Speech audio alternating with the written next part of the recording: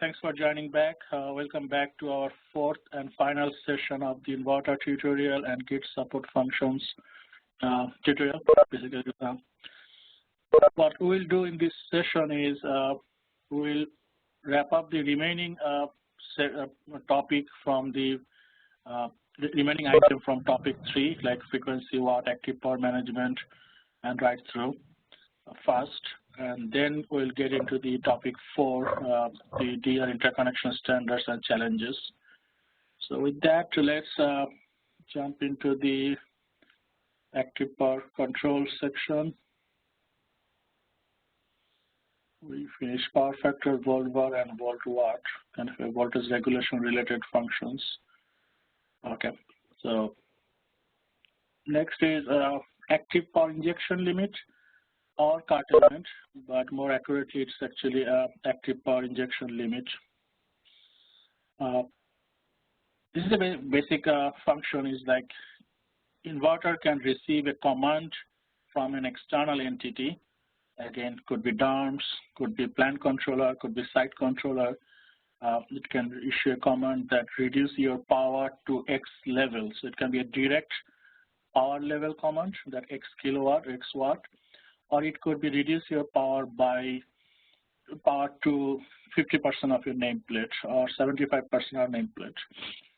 To the best of my knowledge, most inverters offer both options, that you can either say maximum power that it can inject, or you can say reduce it to your percentage of your nameplate. So both options are available, and depending on how you use one or the other is the more appropriate. Like if you use multiple resources, doing it by percentage of their nameplate might be more fair to the different sizes of the system. On the other hand, if you have one large system that you're controlling, maybe more fine control could be direct wattage or kilowatt limit. So it depends. So this is definitely a command-based system. So far my knowledge, there is no inverter that natively support any schedule that within the inverter, you can load in a schedule that when it has to curtail watt. To the best of my knowledge, that doesn't exist, and that's not even required in the standard. That can be implemented at the plant controller level if it's programmed that way. So in that sense, this is a command that you have to issue a command. Inverter will respond to that. Then you have to issue another command to change the power level or back to the normal operation. So that's how it will work.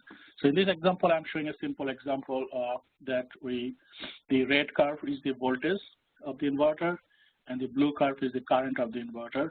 So what happened is that it was operating at normal of 100% power level at the beginning. Then we issue a command. Sorry, I'm trying to get my laser pointer. Okay, somehow the laser pointer is not coming up. You guys can see my screen, right?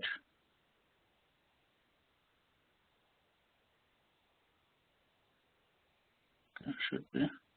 We can see it, Aminal. Thanks, Amy. So initially it was generating 100%. Then a command was issued that reduce your power to 25%. We did not adjust the timing, so automatically it used whatever the default setting was, and looks like within 6 seconds, it reduced the current to reach to the 25% level. Then we issued another command that go back to 75%, and you can see within 4 seconds, it went back to this 75% operating range.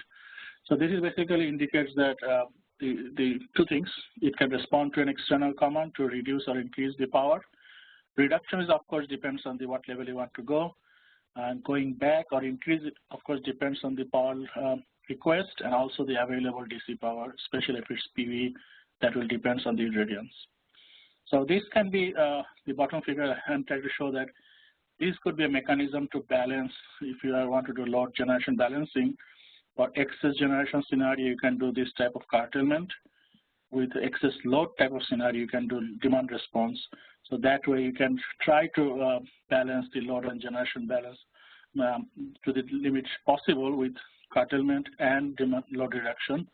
Of course, if you have energy storage, that can do both, charging, discharging.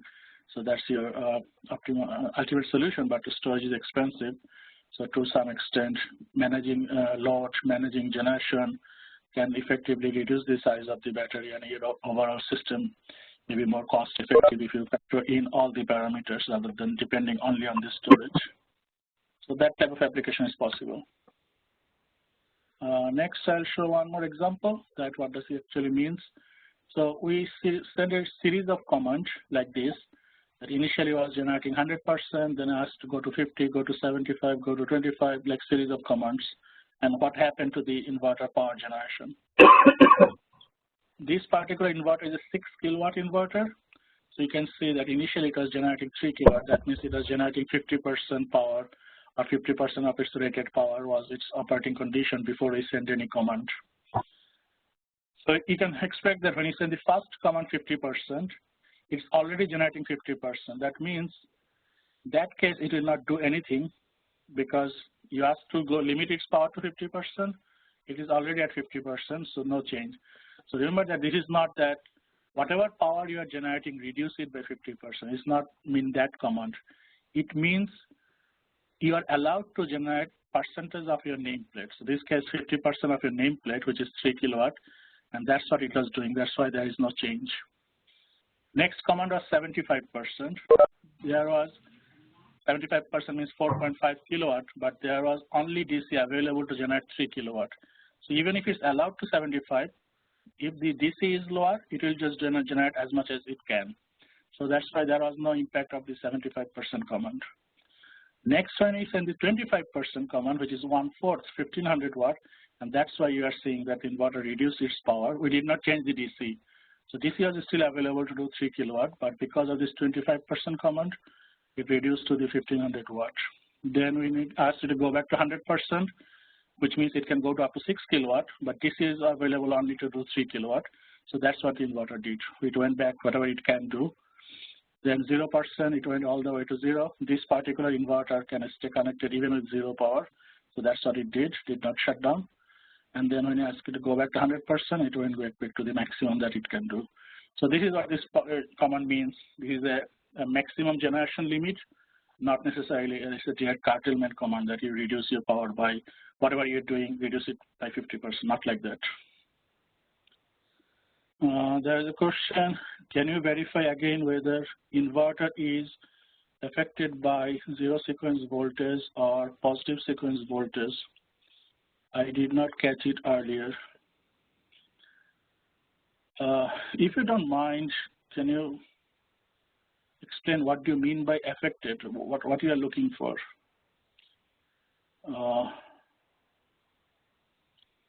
Positive sequence is, of course, the grid voltage or average voltage. Definitely that will have impact. It will try to stay synchronized with the voltage, and if the voltage goes up and down, it will adjust its current injection to maintain the power that it is trying to inject to the grid. Zero sequence has some, definitely have some disturbance response effect, resonance, and a few other things. So I'm not sure what's your question's context that you're asking. And we are not going into those details. Actually, today at 10 o'clock, we had another meeting where we discussed the sequence component. But this tutorial, we are not going those level because that needs a lot of time to discuss the different issues like open circuit, resonance condition, grounding transformer. There are a lot of topics involved in those areas. Yeah, if you don't mind, unmute yourself and clarify your question, that will help.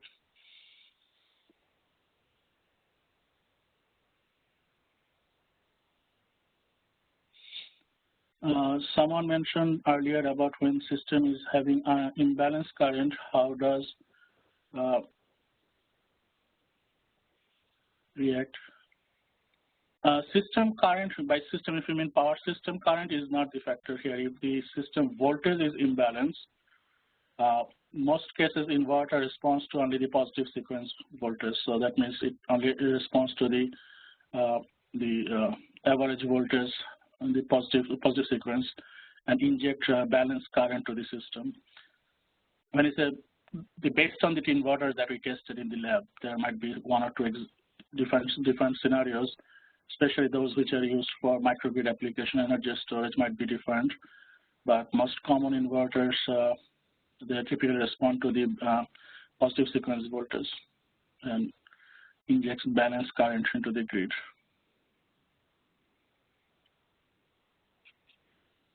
Okay. So next function, active frequency or frequency active power, frequency watt. Some people call it frequency droop. So there are different names for this function. This is like a traditional frequency droop type of curve. Again, this is another function where once you configure it, then the behavior or the response of the inverter will be autonomous, which is different from the power injection limit or power curtailment, where you have to send command all the time.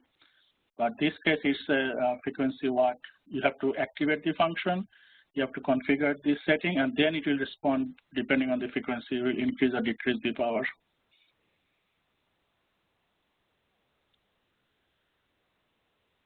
Okay.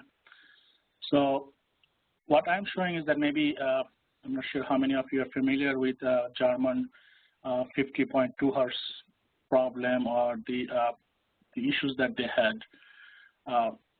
If maybe back in 2005, 2006, 2007, their requirement was like if the frequency goes above 50.2, the DER has to shut down. So that was their abnormal frequency response requirement. Frequency above 50.2, it has to shut down. Same requirement we had in our IEEE 2003 version. If the frequency goes above 60.5, the DER has to shut down, which has been changed now in the 2018 version. But most of the plants that you have in the field, especially distribution connected, most probably they all have the setting of frequency goes above 60.5, they will shut down. So what the Germany did, I think back in 2006-7 timeframe, they did a study like the one that showed here. It's a study, not real event, that if the frequency hits 50.2, they will lose almost 12 or 13 gigawatt of generation. So from over frequency means over generation. By losing 13 gigawatt, they'll go to now under frequency condition because of losing that much of generation. And that's what is being shown, that frequency will go down. After you do the frequency recovery, go back, and if you hit again 50.2, then again shut down, and you can have oscillatory behavior. On the contrary, if the frequency goes up and you let it go slightly, but start reducing the power injection, so rather than shutting down, you are reducing the power injection, and then you can stabilize the system, maybe some under frequency, or some, not under some over frequency, but not hitting the 50.2 Hertz limit. So you can stabilize that. So that based on that study, they decided that they cannot afford to lose that much of generation for a frequency event going 50.2 Hertz. So their decision was only change systems which are larger than 10 kilowatt, not inverter systems, larger than 10 kilowatt, and change their settings from shutting down to this droop curve, which is a software change. So this particular change is not hardware. So, but since they did not have communication with those systems, they have to send the track roll into each of those systems which are larger than 10 kilowatt, connect their laptop, change the configuration of firmware from shutting down to this droop curve, and then go to the next site. So that was the change, but because of sheer number of systems, like 315,000 systems, and doing it manually, that was like a big effort, several years, several hundreds of millions of euros was expended. These numbers are based on this report, Ecofis report, but maybe nobody knows the exact number, or numbers may be different. But main core point is that not having the requirement early enough and let the system to grow, like a penetration goal that high, and also not having the communication to do it remotely, they had to do this change all by manual process, which is pretty expensive and time consuming.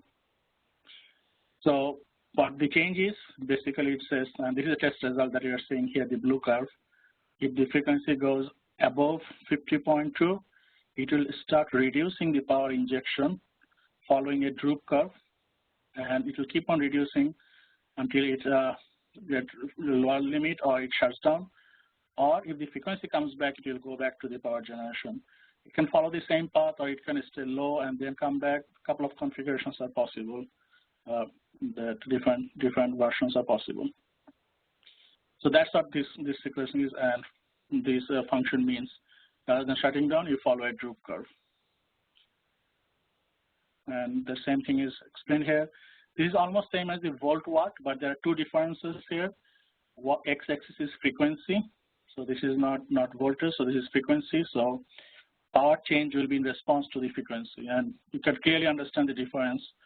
Voltage is a localized event, feeder level, within the feeder certain location is typically the voltage, but frequency is global.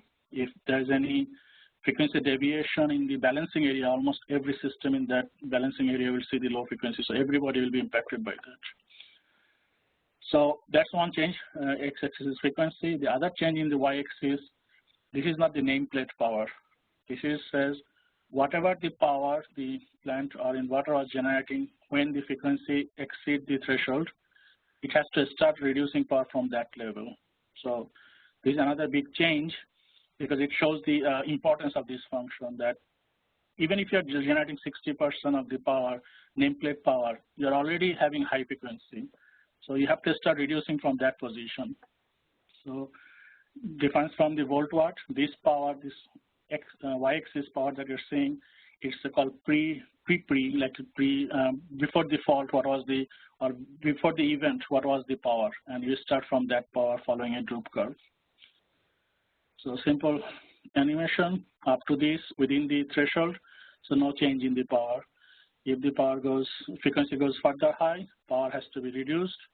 If the frequency goes back, it can go back. So that's the operation is same as volt-watt, but it's responding to frequency now, not voltage. So that's basically it means. If we show an example, test results from the field, and this is something that we can do in the lab because we have programmable AC source where we can do the ramp up the frequency or ramp down the frequency. So this is the advantage of doing this type of test in the laboratory. What you're seeing, the green curve is the frequency, and the blue curve is the resultant power generated by the plant. So you can see that the plant and the inverter was initially generating 4.8 kilowatt. So when we start increasing the frequency, once we exceed 60.5, that was the threshold configured, then it starts reducing the frequency following a certain slope that was configured.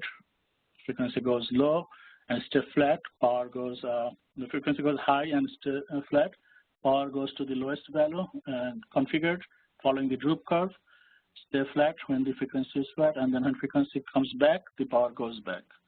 So that's basically the operation. Once the droop curve, the function is activated and the droop curve is configured, after that, it can just sit there and watch the frequency.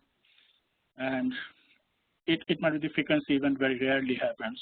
So it will just sit and watch the frequency. If something catastrophic happens, all the DER that sees the frequency event, it will respond to that phenomena.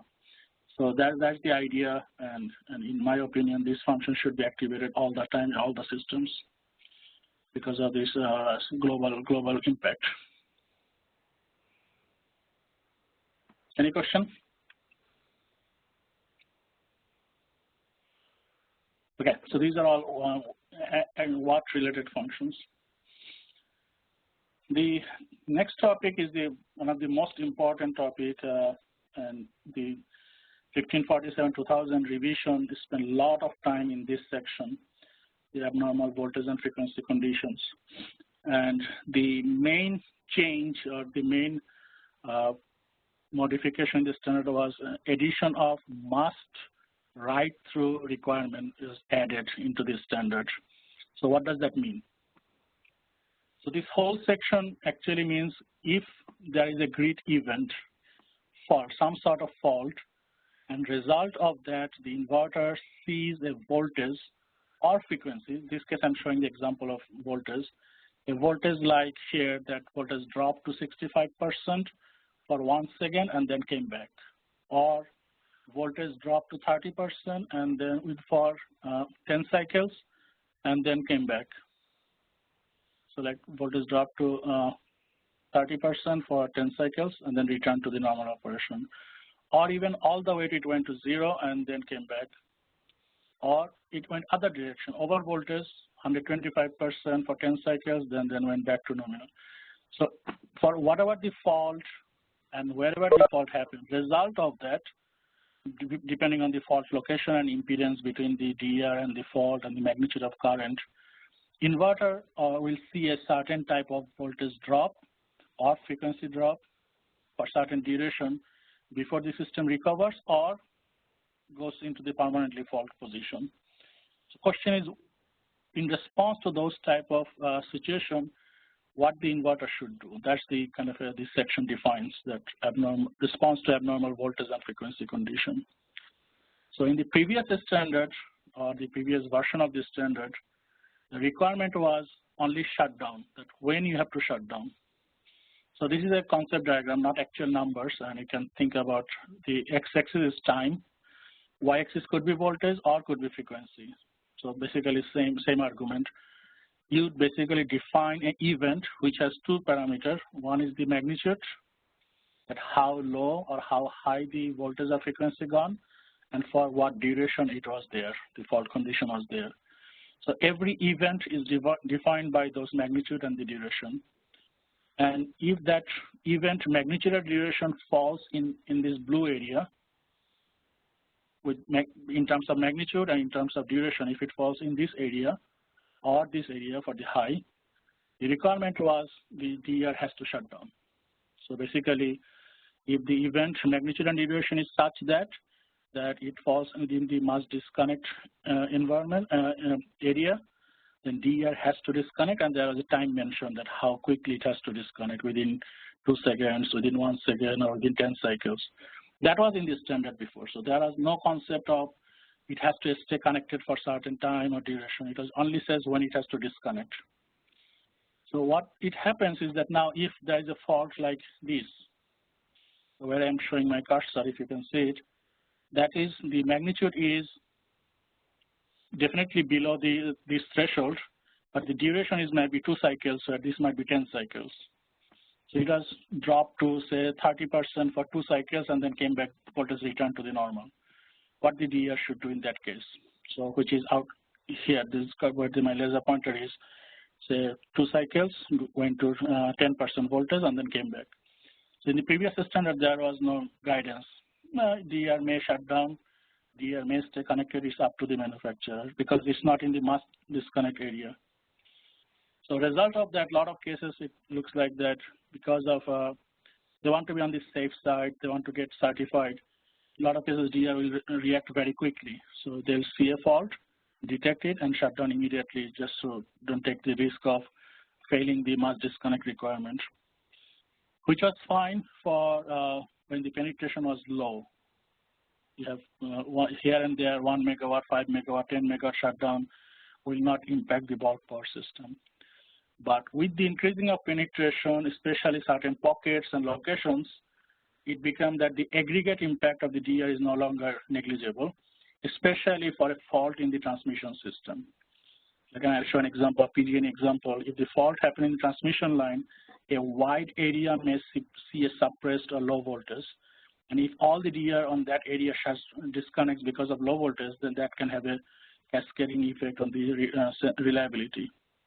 So that's why in the 2018 revision, a lot of transmission folks participated, and kind of the group decided that must write-through is now needed. And that's what is being added in the standard, the red area that you are seeing in the center, that if the event is within that area, which is known as must remain connected, then they are not allowed to shut down, which is something that is always required for central generation. Maybe it is already required for the wind plants connected to the transmission system, but it was not the case for the DR. But that's what is being changed in this standard, that at certain voltage and frequency fault condition, DR has to stay connected. If the fault stays longer or go further deeper, then you can disconnect once it goes to the disconnect area. So that was the idea, and this is the major change that happened in this standard. Okay, there was a question. Are these voltage dips at the point of interconnect or at the voltage terminal? Very good question. And we'll discuss that briefly in the next session. In the standard, there's a concept called RPA, reference point of applicability.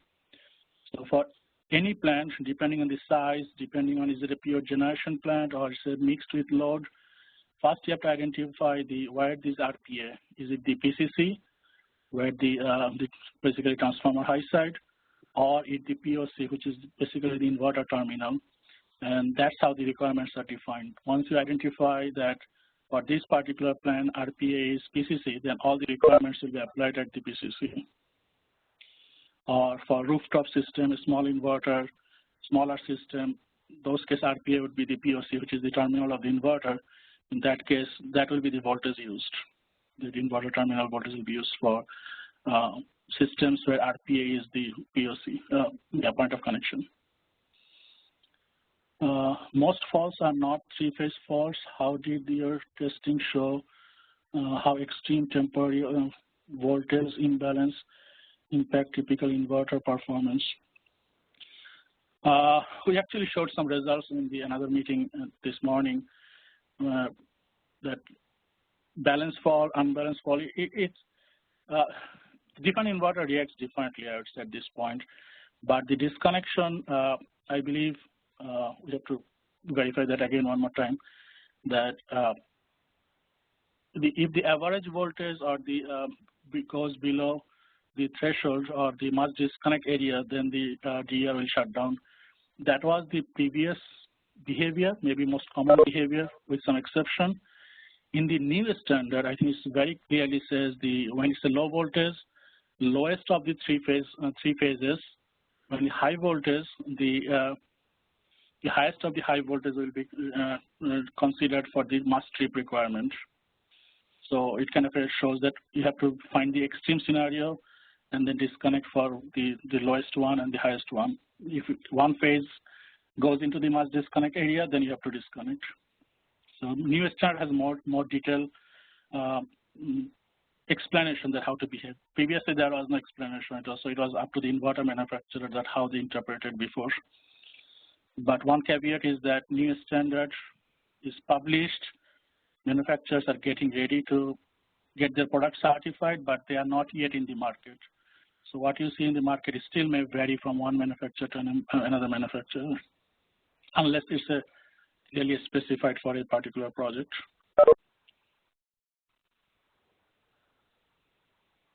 Okay. So let's go through a couple of examples. Okay. So this is actually copied from the standard. Basically, you see a center green area. So that represents that if the frequency stays within that boundary, doesn't matter how long, it has to stay connected. So there is no time limit for up to 61.2 and 58.8. There is no time limit, it has to stay connected. It's basically continuous operation. Then if it goes to above up to 61.8, which is defined as a mandatory operation, but time is limited. You can see this 299 seconds. So if the frequency goes 61.7 for 280 seconds, then it's within the mandatory operation range, so it has to stay connected. But the same magnitude, if it goes to 301 seconds, that goes into shell trip area and then it will trip. So that's what it means, that event has a magnitude and duration. If both falls into the mandatory operation, then it stay connected. If it goes into the trip area, then it has to disconnect. So this mandatory operation area is being added in this standard. I'm showing an example of what was the problem in the previous version. Previously, there's a requirement if the voltage goes below 88%, the inverter has to shut down within 2 seconds.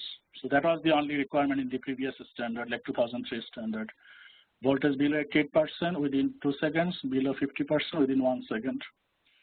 So this is actual test result of a 1 megawatt plant, which has two 500 kW inverters from the same manufacturer. And this particular event, we recorded the wave shape. So voltage went to, maybe lowest went to 76.4 for 6 cycles. If we count most for 6 cycles. Result of that, one inverter decided to trip, the red one. You can see the inverter number 2 saw that as a below 88%. immediately disconnected. And once it's disconnected, then it has to stay disconnected for 5 minutes, even after the voltage returns to within normal range, and then have to go through the resynchronization process. On the other hand, the inverter 1 did not disconnect and just stay connected for normal operation. So this was the scenario before. This is for the same manufacturer. Maybe their measurement accuracy was a little bit off, or some other reason that one decided that, okay, I'm below 8%, I'm shutting down immediately. On the other hand, you say, okay, I have 10 cycle, 1 second, so did wait and did not decide to disconnect immediately, and then saw that voltage came back and did not disconnect at all. So this was the ambiguity before, and there is a risk of losing generation for this type of very short fault condition. Voltage dropping 76%, 75% can be very easily because of a fault on the transmission system, where distribution voltage can even go 60%. So that's the one that the industry, both transmission people and the distribution people wanted to avoid, especially the bulk power system operators and transmission folks, that for a transmission level fault where distribution voltage may not go below 50 or 40%, but easily can go 60, 65%, 75%, they don't want to drop a large amount of solar because of that. So that was the rationale for incorporating the must write-through requirement. Okay, so you're seeing another example here, which I may also show it again in the afternoon. Another phenomenon known as momentary cessation. So this particular case, this particular example, the voltage went all the way to 0 for certain duration. The inverter stopped injecting current, but then came back to the normal operation. So this is known as momentary cessation, where the inverter stopped injecting current, but did not disconnect. And that's why it can come back quickly. I think I'll explain that better in the afternoon's next session with IEEE, because now in the IEEE category 3, they added another type of requirement, which is different from mandatory operation, which is kind of in between. Mandatory operation, you have to maintain your normal operation. Must trip, you have to disconnect. Momentary cessation is in between, that you stay connected but don't inject any current. Okay, so this is the example I wanted to show. And this is from Pacific Gas and Electric. This is old data, 2012, but it still make the main point that we wanted to highlight. So this particular case, in a substation, multiple feeders, and 2 of the feeders has 15 megawatt in one plant. Another feeder shared another 15 megawatt. So 2 15 megawatt plant is connected to that substation through different feeders. There was a fault, like a storm, and it's totally different feeder, like a neighboring feeder, a couple of times for 6 cycles, 4 times. So result of that, these feeders where the PV plants are connected, they also saw a voltage sag condition, low voltage condition for a few cycles. And looks like one of the plant was have some sort of write-through capability, was activated or equipped. The other plant did not have that. So result of the same fault, you see that this particular plant saw the voltage drop for 6 cycles, around 50%, but did not disconnect, they stay connected. So this 15 megawatt generation did not drop. But the other plant, which did not have the write-through capability, saw the same fault, but they decided to drop and disconnected. So it might be still okay if it's a 15 megawatt, 110 megawatt here and there, that was not a big deal. But for this type of scenario where you may have a large area, potentially high penetration or high concentration of DER, like you can have potentially loss up to 50 megawatt generation. It was that time. Now the number may have even changed, maybe much higher now. For a fault on a transmission system like a 230 kV that feeds that area, any fault on the 230 kV may suppress the voltage there, and you can lose a large generation, which may not be acceptable from the system reliability point of view.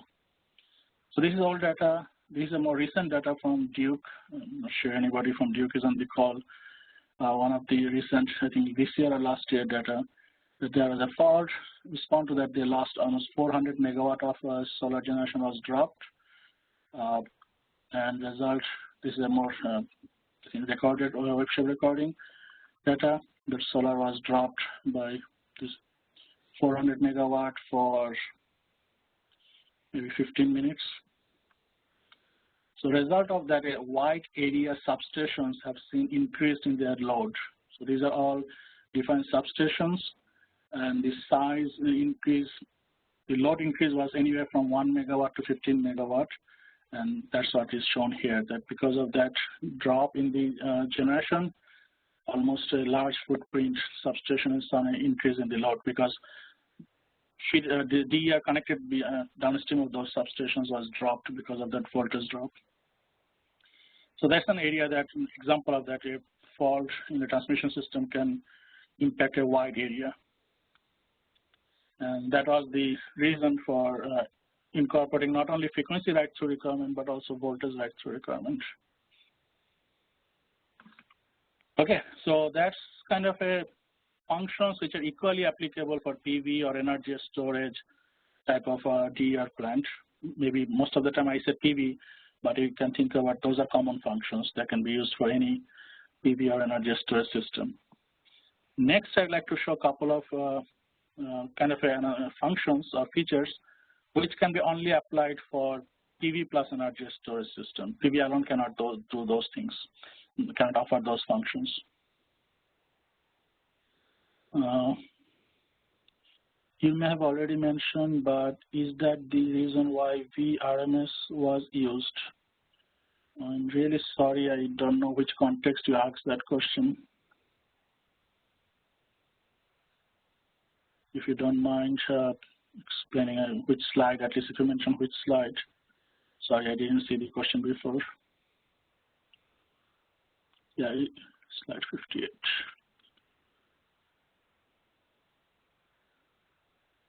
Okay.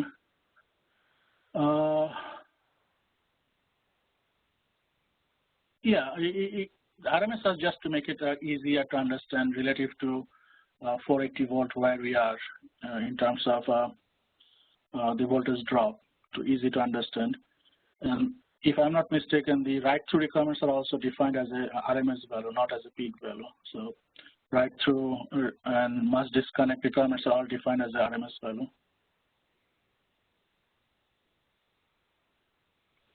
Thanks. Okay, so let's discuss a couple of functions. These are based on the a smaller scale PV plus energy storage system that we tested in our lab a couple of years back. So you can ignore the y-axis, or if you want, you can think about instead of 2 kilowatt, 200 kilowatt or 2 megawatt, doesn't matter. It will be the same functionality. So simplest one that you can say, I want to limit the power export from the system in the middle of the day. Middle of the day, I have too much generation, kind of the dark curve phenomena. I want to limit the power injection from the DER in the middle of the day. So PV can do that simply by curtailing the power generation. So it's a loss of the renewable generation. If the storage is available, one simple application is that whenever you want to limit, excess solar can go to the battery, charge it, and then use it some other time when you need it, when the system needs it. So here I'm just showing only the grid export limit without curtailment. So basically saving the energy into the battery and then use it later. The same thing can be done for a left on the clear day. That can be done for a highly variable day also. The blue curve is where you have the limit.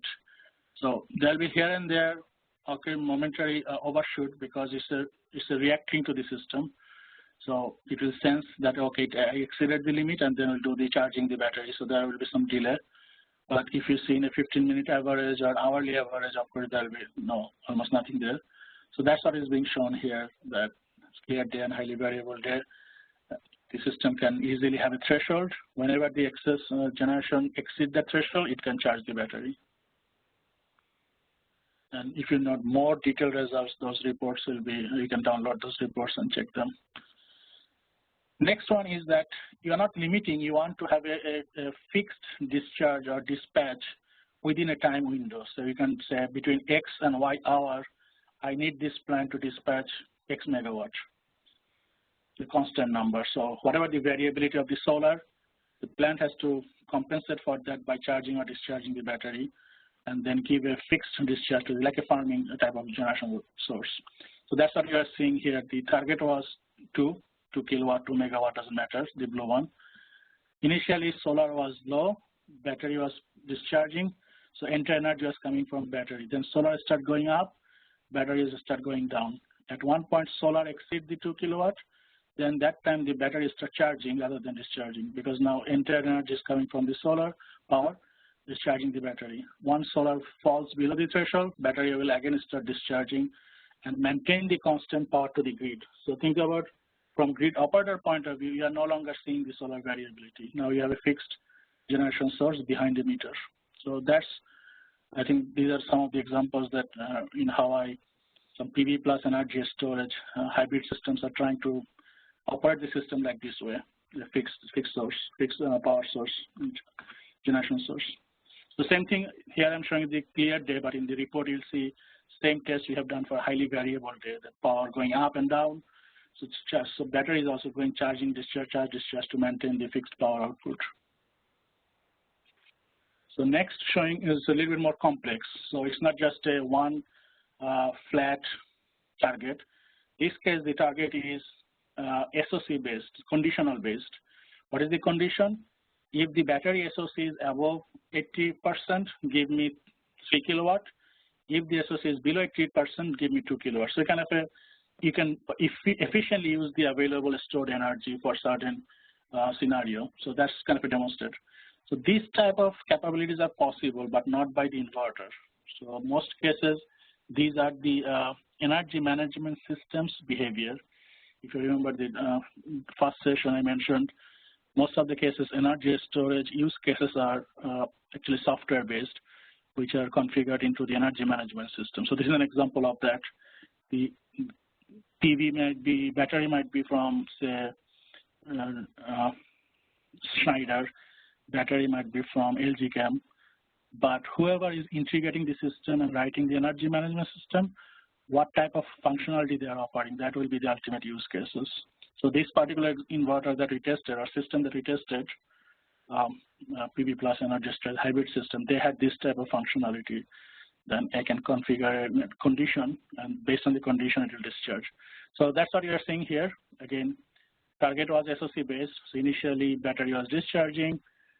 So SOC was below 80%. That's why it was giving 2 kilowatt. At around 10:30, the PV start generating more, and at certain point, like at 11, this point, PV is above the target 2 kilowatts. So then our battery start charging. At certain point, at 35, the battery now reached to 80% or above 80%. That's why now it's discharging 3 kilowatt. Once it drops again below 80%, it's going back to 2 kilowatt. So this is just to show an example that this type of condition-based dispatch is also possible. Is it normal for battery to discharge all the way to 0%, or will battery operate between? Okay, so if it's a lithium ion, I think it's strongly recommended not to go all the way to 0% or even at the cell level below a certain voltage. And we learned that in a hard way. We had enough software protection, but still in one of my demonstration projects, because of some outage and then a storm, the system was down for a certain time, and out of the 18 modules, one module has gone below a threshold, and we found that maybe the cell voltage dropped below a threshold. Now we cannot even charge it back. So lithium ion is very sensitive, that if the cell voltage goes below a certain threshold, which may or may not be exposed to the operator, then it cannot be even just charged back. It has to be done by the manufacturer with very special condition. So answer to your question is, to the best of my knowledge, every storage system, there is a kind of a, from cell point of view, capacity, but most of the time usable capacity is less than that. Say, if absolute from that cell point of view, say 200 kilowatt hour, your effective use rate might be say 5% to 95% or 10% to 90%. So yes, so lithium ion especially has the limit of usable range compared to its nameplate rating. So that's why it's always good to ask the question, what is your nameplate versus what is your usable range?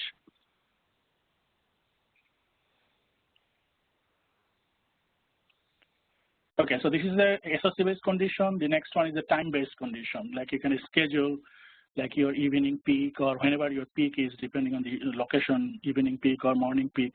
You can schedule this hybrid system to give a higher discharge at certain time, high load period, and then have an alternate schedule for the other time period. So those type of time schedule also possible having a hybrid system or energy stress system for around can do that also. This is a little bit more condition based. There are too many conditions there. That's fine. This is an example. I think one of the question was PV plus energy says, can it store the clipped energy? So this is actually a demonstration project that we did in one of the southern Georgia site. And you can see that this particular case, PVDC was the green one. So this is the green. Generating its full capacity, 5 some kilowatt, but inverter can only take up to this. So inverter stopped taking the power at this level, 3.5 level. So the remaining power was stored in the battery here. So that's the kind of function. And then in the evening, we discharge the battery as if it's providing power during the high load demand period. So yes, so this is an example that if there was no DC, this would have been clipped energy. So now the percent of that clipped energy can be stored in the battery. So we'll not time to go to the details, but a couple of things I'd like to highlight. Yes, it's possible, but you have to remember there are losses in every step. So PV DC converter may have a 1% loss. Then you are charging the battery and then you are discharging the battery. So battery also has round trip losses.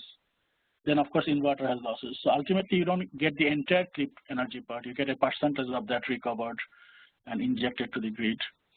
And if anybody wants to do battery just for the clipped energy, it may not be economically justifiable. It may be way more expensive to put the battery and the whole system compared to the amount of energy that will be clipped energy that will be harvested. But if the battery is already there for some other reason, farming, time shifting, ramp rate control, then of course you can think about getting the additional energy stored in the battery. So that's another caveat I wanted to mention.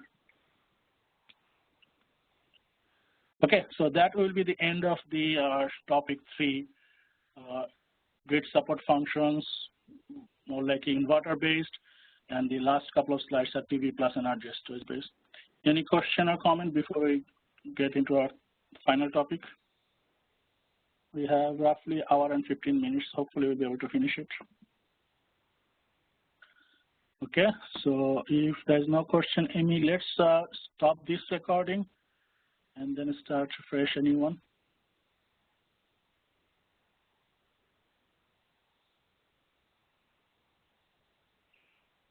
Amy, can you confirm that?